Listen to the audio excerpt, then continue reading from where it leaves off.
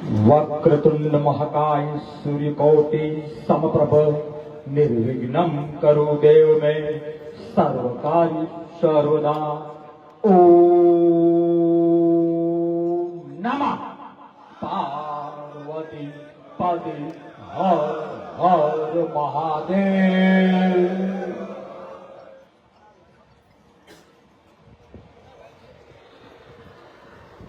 આમાં ખેડૂત કેટલા છે? સંધ્યા ટાઈમે તમે જૂઠું બોલો છો,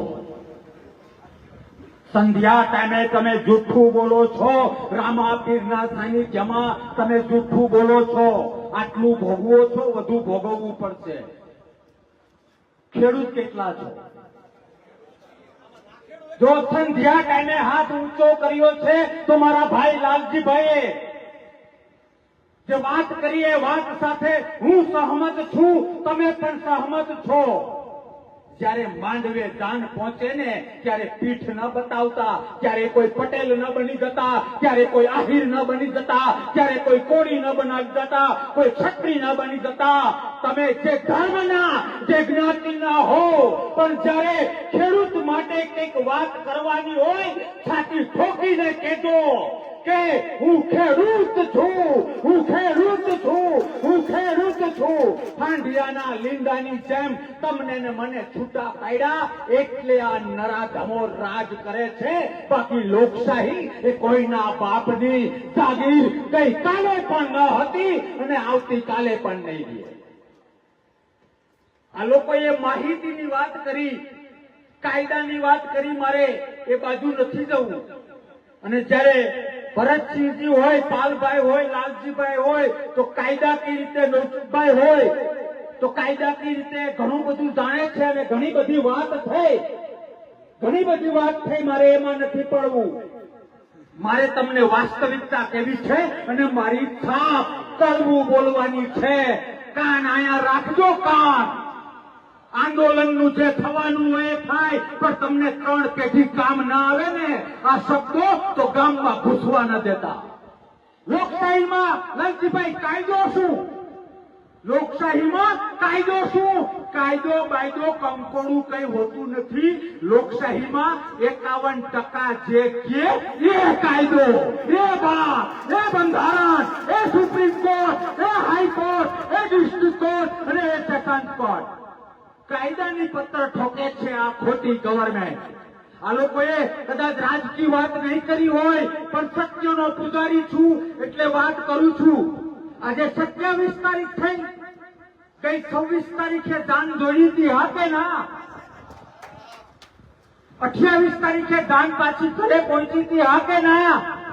1 મહિનામાં છૂટાછેડા થઈ ગયા, હજી પાછા નથી વળતા, પાછા નથી વળતા. આ લોકો ગમે એટલી મહેનત કરશે તો ભેગું નહીં થાય. એટલા માટે તમને 2 હાથ અને ત્રીજું માથું જોડીને વિનંતી કરું છું.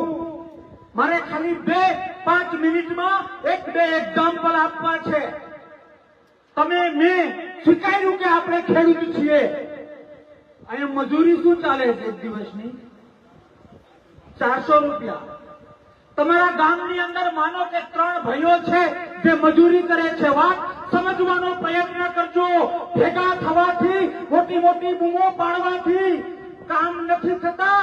કામ લોકશાહીમાં જો બાપ બનવું હોય તો એક થવું પડે.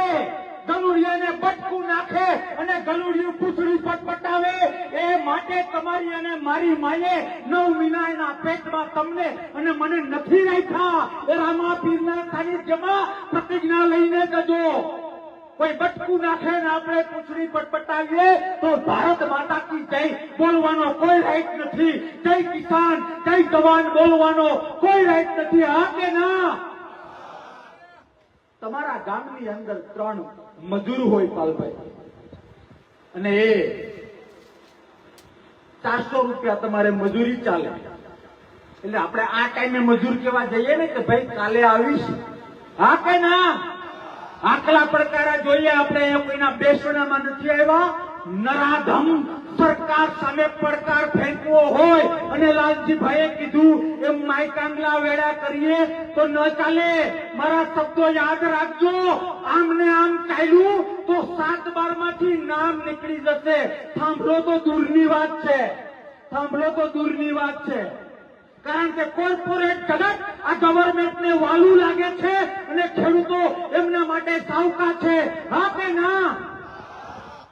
ચાલીને હા પાડો છો તો 26 તારીખે જાન જોડી ત્યારે નહોતું લાગતું કે આ ઘર ટકવાનું નથી, અમારે જાનમાં નથી જવું.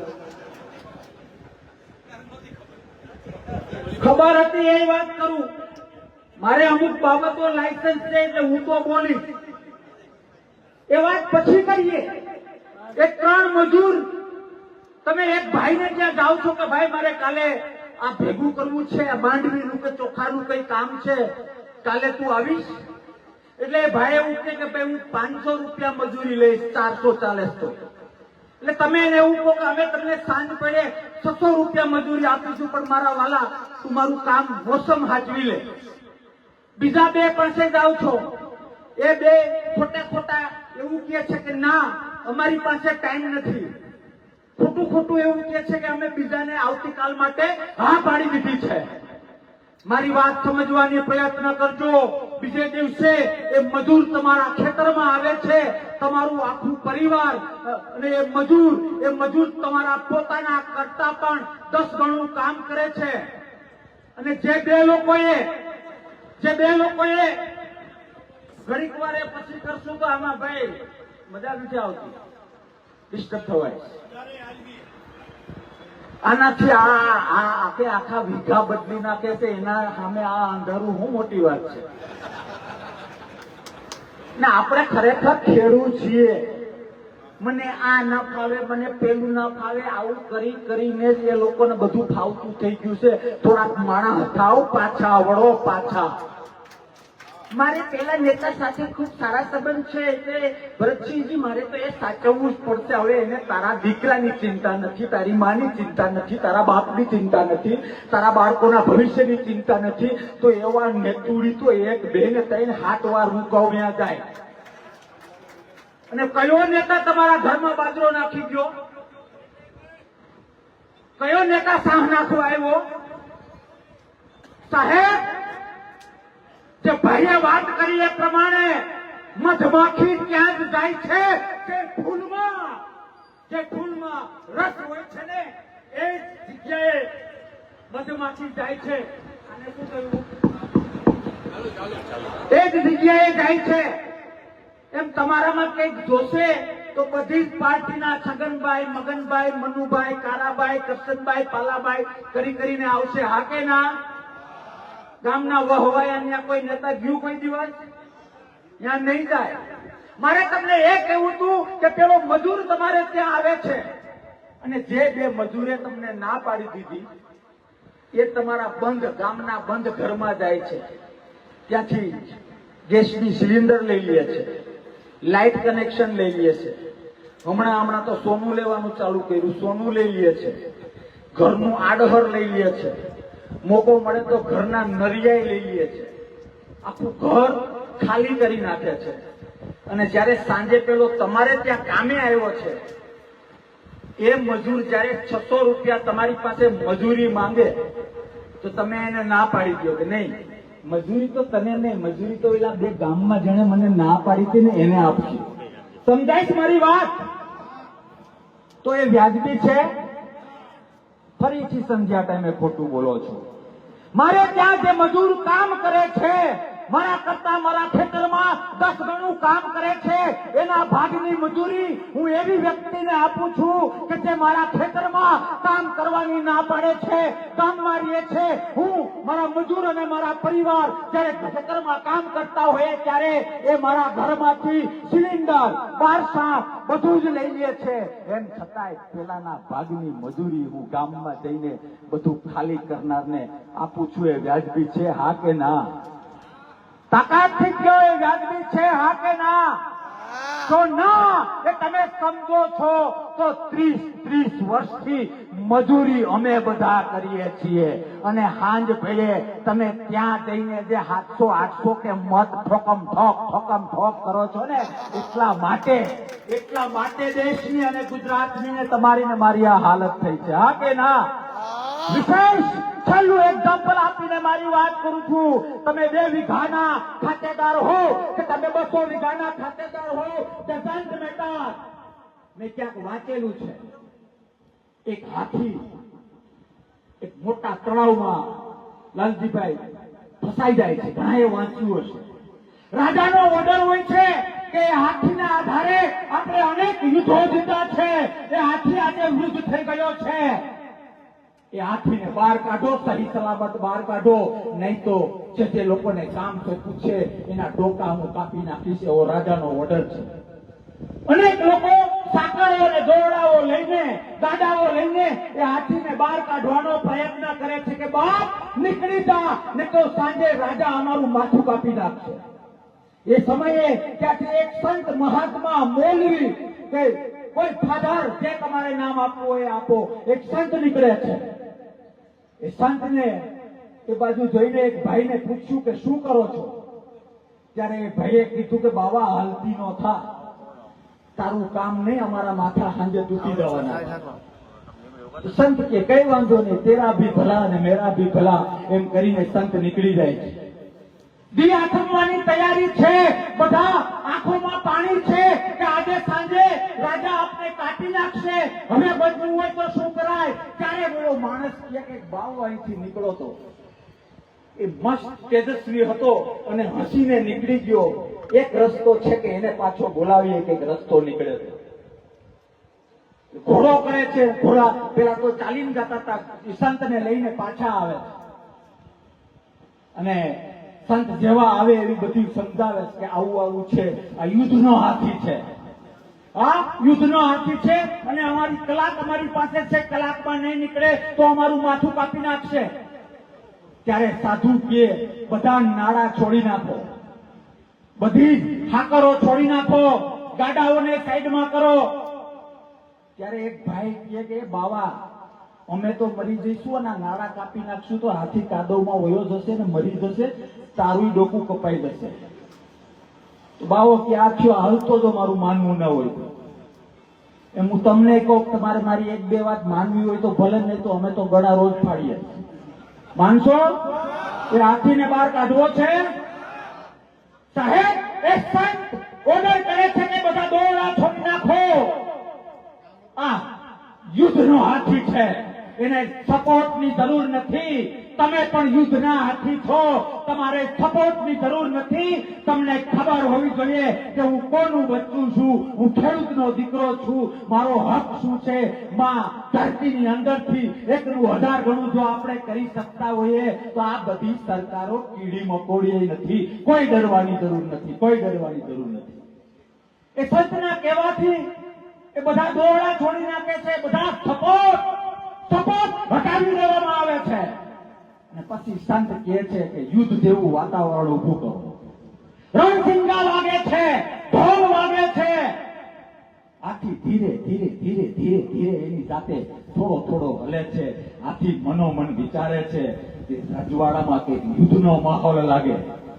રણસિંગા ઢોલ નગારા મારો કાપોની જ્યારે વાતો આવી ત્યારે હાથીએ મનોમન વાત કરી કે ઉંમરની જગ્યાએ મારો જન્મ યુદ્ધ જીતવા માટે થયો છે, મારો જન્મ રજવાડાને જયકાર માટે થયો છે. અને આ રણસિંગા વાગતા હોય અને હું જો કાદવમાં ફસાયેલો રહું તો મારી માનું ધાવણ લાગે, એવો વિચાર એ હાથીને આવે છે. કોઈ પણ જાતના સપોર્ટ વગર રણસિંગાને આધારે, ઢોલ મારો કાપો તલવારોને આધારે હાથી ધીમે ધીમે ધીમે ધીમે કોઈ પણ જાતના સપોર્ટ વગર બહાર આવે. પછી તો એનું સન્માન થાય છે. પણ રાજા એને પૂછે છે કે આટલા પ્રયત્નો પછી ન નીકળ્યા અને આ રીતે નીકળી ગયું, કઈ ખાસ આખા બધાને કહેશો? એ સંતે જે કહ્યું એ મારે તમારા કાન સુધી પહોંચાડવું છે. તમારા જ્યાં જ્યાં પણ ટેકો હોય ત્યાં ત્યાં પહોંચાડજો. જ્યારે જ્યારે આપણે કોણ છીએ, આપણામાં તાકાત શું છે, આપણે કેટલા મોટા યુદ્ધ જીતી ગયા છે, કેટલા મોટા યુદ્ધ જીતવા માટે સક્ષમ છીએ, એ પોતે જો સમજીશું ને પોતે, તો એક પણ નેતુડી કે એક પણ રૂલિંગ પાર્ટીના બાપની તાકાત નથી કે તમને ને મને હેરાન કરી શકે. હા કે ના? તો તૈયાર છો? જે મારા બધા પૂર્વ વક્તાઓએ કહ્યું એ રીતે અમે લડવા તૈયાર છીએ. પણ હવે પછી મજૂરી, લાલજીભાઈએ કોઈ ડિસિપ્લિનમાં કહ્યું કે અમને ભૂલી જજો. મારા બાપે તો મને એ શીખવાડ્યું છે લાલજીભાઈ, તમને મને આપણી માએ તો એ શીખવાડ્યું છે કે કોકના ઘરનું પાણી પીએ ને તો ટ્રાય કરવાનો કે દૂધ આપીએ. હા કે ના? તો અમે તમારે ઘરના ડીઝલે અહીંયા આવીએ, અમારા અનુભવને આધારે વાત કરીએ. એ લાલજીભાઈની જગ્યાએ સાચા છે, પણ હું એમાં સહમત નથી. અમે મરશું ત્યાં સુધી લડશું, પણ આવતી ચૂંટણીમાં થોડાક માણસના પેટના ખાજો. અમે કોઈ મંજીરા મંડળી નથી, અમે કોઈ મદારી નથી, અમે કોઈ ભવાઈ મંડળી લઈને નથી નીકળ્યા. અમે ઘર ખાટલા મૂકીને ઘરના ડીઝલ બાળીને રાતથી રખડીએ છીએ, તમારા માટે રખડીએ છીએ. પણ તમારા બધા જ પ્રસંગમાં અમે આવીએ, મરણમાં આવીએ, કથામાં આવીએ, સપ્તાહમાં આવીએ, અને તમે અમારા છોકરાના લગ્નમાં ના આવો તો માણસ કેવા? આવું ના ચાલે. એટલે લાલજીભાઈએ ડિસિપ્લિનના ભાગરૂપે કહ્યું મને પરમિશન છે, આવતી ચૂંટણીમાં અમારી આ મહેનત યાદ રાખીને કોંગ્રેસને ચાહનારા હાથ ઊંચો કરો. આવું થોડું આવે કે અમારે તમારે ત્યાં ઢાઈલે આવવાનું, અમારે ચોખ્ખું છે લાલજીભાઈ. બાકી ના એવી વાતો કરવી હોય તો કહી શકાય કે અમારે એને રાજકારણને કઈ લેવા દેવા નથી, અમે તમારા માટે આવ્યા કંકોડું, એવું કઈ નથી. હા, એ કિસાન કામ નહીં. જેટલા ભાઈ હા દીવા જેવું છે, હું ડિસિપ્લિન તોડતો હોઉં તો માફ કરજો. જો તમારે અમને આ રીતે મજૂરી ઓલામને જ આપવી હોય અને તોડામણી અમારી પાસે કરવી હોય તો થાંભલોય માંગ્યો, જમીને માંગે. ભાઈ આમ ના હોય, આમ ના હોય. 30 વર્ષ તો બાપ દીકરાને વાંધો પડે. હવે તો માણસ થાવ, પાછા વળો. સાહેબ મને ટેન્શન થયું, સાહેબ મને મેં હમણાં ડાયા કરાવડાવ્યું લાલજીભાઈ બાયપાસ. તો અમુક આપણે હોસ્ટેલ વાળા હુનપાલભાઈ તો 12 વર્ષ એક રૂમમાં રહેલા છીએ.